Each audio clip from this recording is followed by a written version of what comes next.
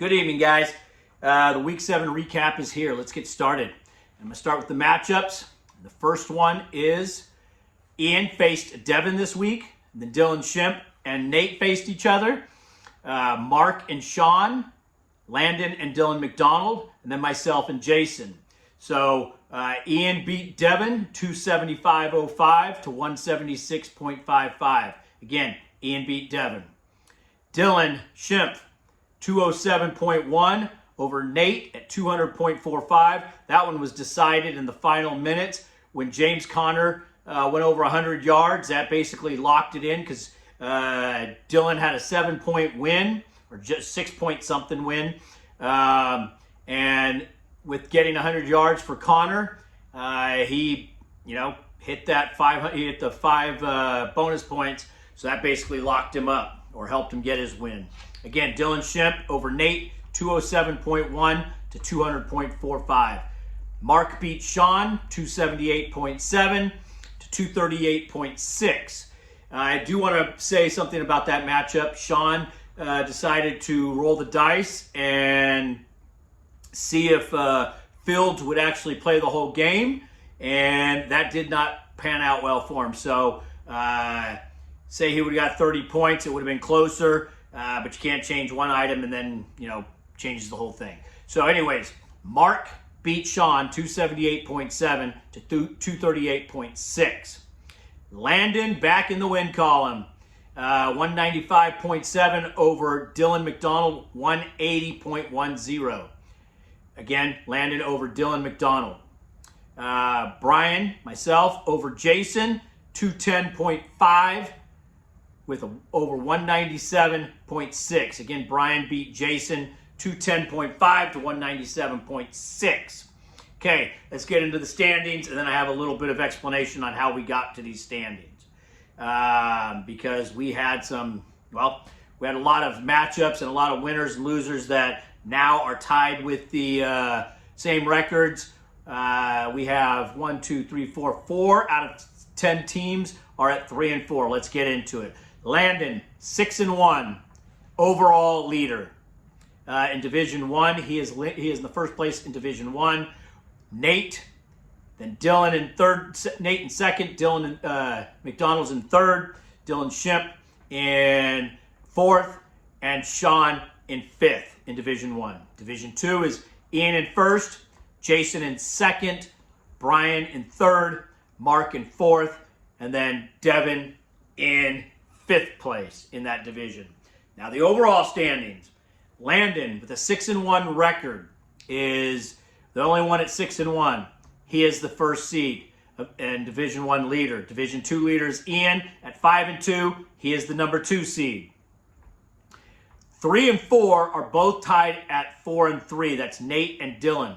But Nate beat Dylan week 2, so that gives Nate the tiebreaker for the time being and puts him in the 3rd overall seed, and Dylan McDonald in the 4th overall seed. The 5th overall seed, so we got Jason, Brian, Mark, and Dylan Shimp, all at 3 and 4. So we've all faced each other at least one matchup. Jason's had 3 different matchups. Mark and myself have had 2. Dylan Shimp has had 1 matchup in that tiebreaker. So here we go. Like I said, Jason, Brian, Mark, and Dylan Shimp for all 3 and 4.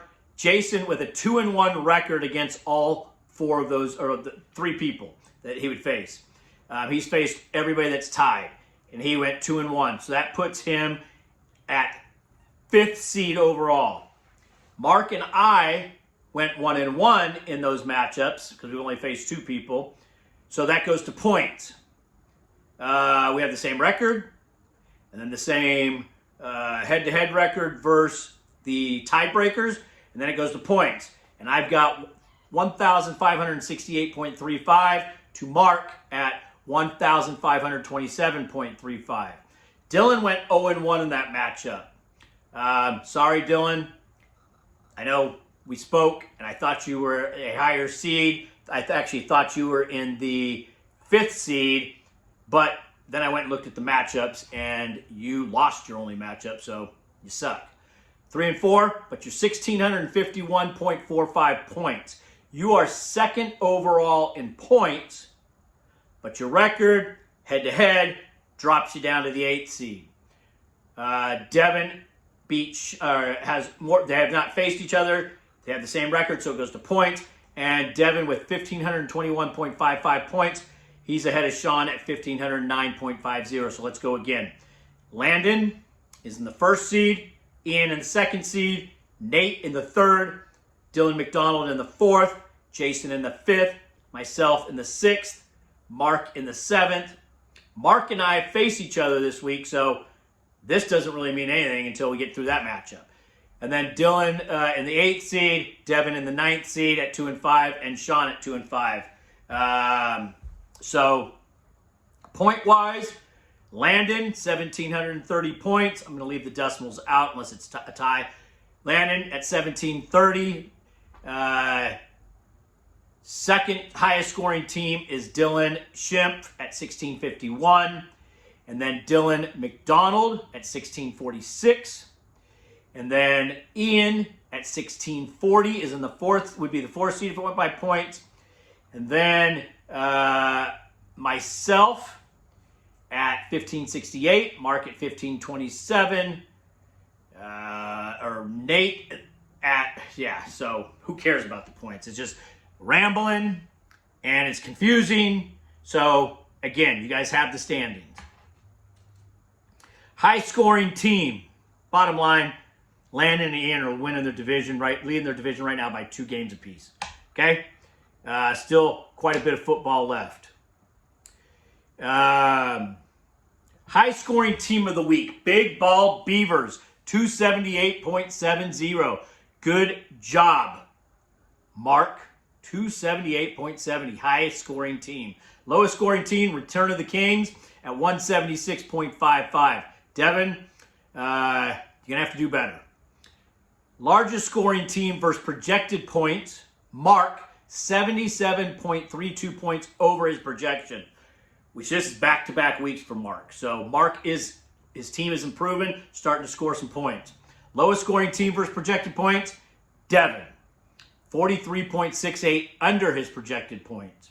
Top player of the week, Ian's Lamar Jackson, 65.5. Bust of the week, Deebo Samuel and Dylan McDonald's team.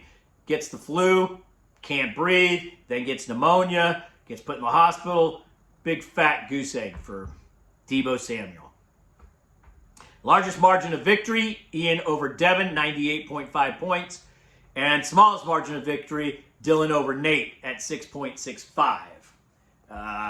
So there we go. Now, we want to go over, let's see where we're going over now. So, this week's fantasy matchups where I think are going to be some producers. Ravens over Browns. I don't think the Browns are going to produce. I think the Ravens are just going to crush them. You should see another Lamar probably and Derrick Henry, seeing who's the top 2 scorers probably this week. Bills at Seahawks. Landon and I will be at that game in Seattle. Thank you, Landon, for the surprise tickets. But Bills at Seahawks. Landon and I will be at that game, and I think that will be a producer. I would like to say defenses will show up. Both of them have been playing pretty good, pretty well. But I still think it's going to be a producer.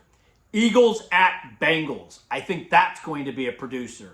Both teams can put up points, but both teams can't stop the other team, their defenses or whatever. Eagles, depends on who they're playing. Bengals, their offenses needs to carry them.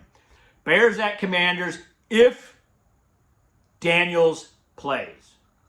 Okay? I think the Bears will score. Commanders, I don't know what Mariota's going to do. Yes, he was okay last week. He actually played pretty well. But Bears at Commanders, if Daniels plays, I think that will be a back-and-forth game. Lions will blow out the Titans. And I think the Lions will produce some high-scoring points. Cardinals at Dolphins, if Tua plays. Cardinals, it's hard to say. They can show up, they cannot show up, but Cardinals at Dolphins if Tua plays or returns this week. So there's my matchups for the week that I think are going to be some fantasy producers. Bye weeks. There are no bye weeks this week. There are 0 bye weeks, okay? Every player plays. I don't know why they're doing that, but week 8, no bye weeks, okay? Here's a stat that I saw on Twitter today. And this is for half-point PPR. Entering week 8, there are 19 healthy RBs averaging 13-plus fantasy points. Again, this is half-point PPR, no point per first down, no bonuses, just basic half-point PPR, okay? Entering week 8, there are 19 healthy RBs who are averaging 13-plus fantasy points per game, compared to 8 healthy wide receivers who are averaging 13-plus points per game. A lot of receivers went early. We did the redraft, and it was RB heavy, and as you can see, why. Going into week 8, 19 versus 8 at the RB position over the wide receivers that are healthy players, averaging 13-plus fantasy points. Again, half-point PPR, no points per first down, and no bonuses, okay? That's where, a lot of injuries, I want to say it. I have a few players that I think are going to gain value. A couple are obvious, a couple of whatever. But Kittle, he's been playing very well. But with Ayuk out, Debo, don't know if he's going to play. He's sick. I think his value, I think he's only going to have increased volume coming his way. And I think he's going to produce. And I think he will be the tight end 1 at the end of the season. That's with Ayuk out, like I said, and Debo sick. Cade Otton, however you say his last name, the tight end from Tampa Bay, with Evans and Godwin both out, and I'll get into those in a little bit. Tight end's been rough this year, but Cade is going to be gold without those two. He is going. You saw what happened as they were trying to make that comeback. Baker just kept going to him. Jason, hold on to him. You got yourself a stud right there. With that one. Another tight end that I like, Hunter Henry. He has received an increase of targets since May has become the quarterback. He has 14 targets in the past 2 games. He was almost at 100 yards this week, but he's looking solid with May. They always say tight ends are a rookie quarterback or young quarterback's best friend, and it is showing with that. So there's another one. Amon-Ra St. Brown or Laporta. Don't know which one. Probably it could be split between both. But with Jameson Williams now out with 2 games due to PEDs, there's 361 yards and 3 TDs of Jared Goff's production. 361 yards, 3 TDs. That, I believe, is going to help Amon and Laporta. Hopefully it does, because I own both those guys. So let's see. Players I see taking a hit.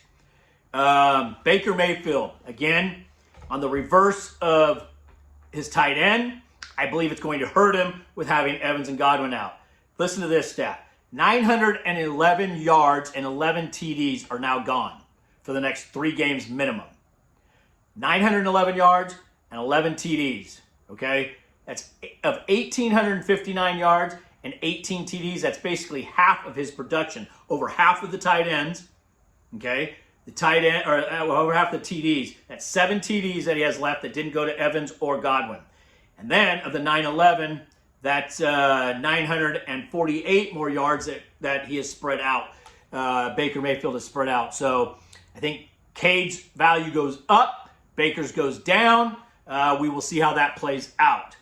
Will they get in the market for a receiver? I don't know. Cooper Kupp has been rumored to, as of a few hours ago, Cooper Kupp has been rumored to be on the block, and the Rams are actually shopping him. They supposedly, rumored is, are calling teams, and the Chiefs might be the team to get him. That's what the odds in Vegas show, that he will be the team, that they'll be the team to get. I also read on Twitter, which this one makes sense, Kupp to Tampa. Okay? Godwin, or we'll start with the offensive coordinator. came from the Rams, so he's used to that system. Godwin has been playing the Kupp role. Godwin's out. Need to replace him. Kupp would make sense. He would slide right in. Baker and also Kupp have, it was only 1 year, partial year, but 1 year experience, so they are not in the blind of each other, I guess is how I'd word it. But they have chemistry a little bit. We'll see. So watch that one. Here's another one that I think, well, I know because Landon and I spoke about this. Josh Downs, when Richardson plays, Downs has not scored more than 5.5 fantasy points. I'm guessing that's half point PPR, but either way, 5.5 to 10 points. He's never scored more than, depending on how this setup is, but 5.5 points he's never scored with Richardson behind center. Pretty sad. So we'll see. Okay? And yes, I credit that one to Twitter. I saw it on there. Landon saw it on there. We didn't figure out that stat. It's just a stat that I thought was interesting. Let's go through some injuries. Brandon Ayuk, torn ACL. Deshaun Watson, ruptured Achilles. Both of them are out for the year. Jaden Daniels, rib injury, but positive report so far. Sounds like he may not play this week. Ribs, you never know. He's a quarterback. Maybe they could put a flash jacket on him, or that, the rib protector. But quarterback, I don't know. It's going to be tough. So he may be out this week. DK Metcalf, sprained MCL. I believe that will help Lockett and JSN and even Noah Fant or more Bobo. Jake Bobo, he is a wide receiver, but I think he is a stud. He catches. He did have ran a bad route this weekend. Gino got pissed and told him he should have kept going, but I could see him filling in the the DK role. So Jake Bobo, Noah Fant, two people that are probably on waivers in our league that you could pick up. But JSN and Lockett, I see them getting more targets, so we'll go from there. DK is said to be missing 1 week. Possibly we have our bye coming up in a few weeks, so maybe they hold him out. I don't know. Depends on probably how we do this weekend. Dorian, DTR, hurt his finger. Week 8 status unclear. David Montgomery, knee. He came back, but you saw the game that Gibbs had. Gibbs kind of took over, and it's not like they were running away with it. It was a close game, but David Montgomery's knee. Tyler Huntley sidelined by shoulder injury. Aiden O'Connell broke his thumb. He's on IR. The Raiders went and signed, what's his face, off the Arizona Cardinals, Ritter.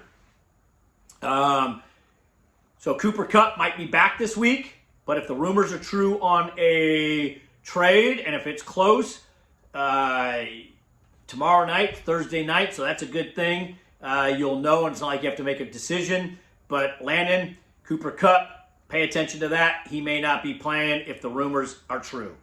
Jalen Polk, head injury, receiver from New England. Braxton Berrios, tore ACL. He's out. Wide receiver. He's on waivers. No one has him. But anyways, Mike Evans, hamstring.